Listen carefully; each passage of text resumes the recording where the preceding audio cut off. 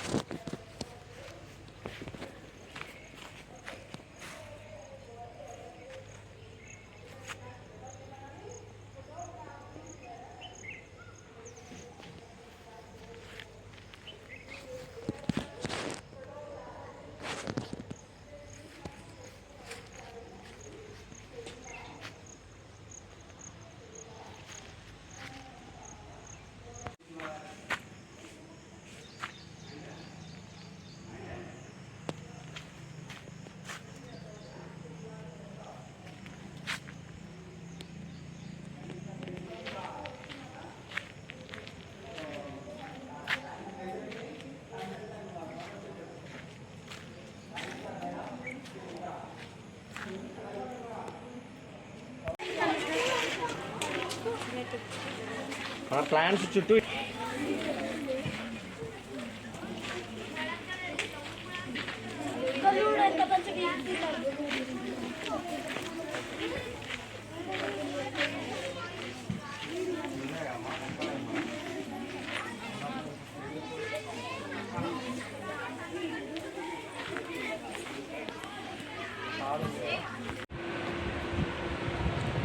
సిరికొండ మండల కేంద్రంలో ఉన్నటువంటి ప్రభుత్వ ఆదర్శ పాఠశాలలో చాలా వరకు ఈ సమస్యలు చాలా ఉన్నాయి.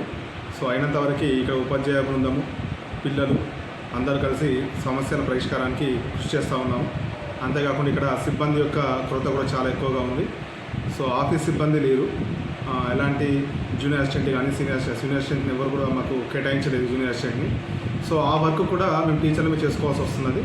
ఇటు పాఠాలు చెప్పుతూ లీజర్ టైంలో ఒక్కొక్క టీచర్ వంతుగా పెట్టుకొని వచ్చే వాళ్ళకి అంటే వెళ్ళే పిల్లలకి కానీ వచ్చే పిల్లలకి కానీ టీసీలు ఇష్యూ చేయడము, టీసీలు తీసుకోవడము, అడ్మిషన్స్ చేసుకోవడం పద్ధతి కూడా మేమే చేయాల్సి వస్తున్నది. నెక్స్ట్ ఇంత పెద్ద స్కూల్ ఇంటర్మీడియట్ ఉంది, అదేవిధంగా స్కూల్ కూడా ఉంది ఇక్కడ ఇదే ఒకే ప్రాంతంలో. సో మొత్తం దాదాపుగా 800 మంది విద్యార్థులు ఉంటే ఇక్కడ మాకుంది ఒకే అటెండర్, తర్వాత ఒక night watchman. So night watchman కూడా ఇబ్బంది అవుతుంది. డైలీ ఇక్కడ సండే కూడా డ్యూటీ చేయమంటే అతను కూడా ఇబ్బంది పడుతున్నాడు. సార్ నాకు ఫ్యామిలీ లేదని అతను కూడా బాధపడుతున్నాడు. తర్వాత ఆయమ్మ అయితే ఒకరే ఈ అమ్మాయిలకి అబ్బాయిలకి అందరికీ కూడా ఆమెనే చూడాల్సి వస్తుంది. ఆఫీస్ వర్క్ కూడా చేయాల్సి వస్తున్నది, బెయిల్ టైంకి కొట్టాల్సి వస్తున్నది, ఇవన్నీ చేయాల్సి వస్తుంది. తనకు కూడా చాలా ఇబ్బందిగా ఉంది. సో దయచేసి ప్రభుత్వం కూడా మా స్కూల్కి అడిషనల్గా నైట్ వాచ్మెన్ని అదేవిధంగా ఇంకొక అటెండర్ని కేటాయిస్తే బాగుంటుందని మేము కోరుకుంటున్నాము. నెక్స్ట్ స్కూల్ చుట్టూ కూడా ఇది అడవి ప్రాంతం దాకానే ఉంది, పిచ్చి మొక్కలు చాలా మొలుస్తూ ఉన్నాయి. దీన్ని కూడా ఉపాధ్యాయులు మేమే క్లియర్ చేసుకోవాల్సినటువంటి పరిస్థితి ఉంది. ఇక్కడ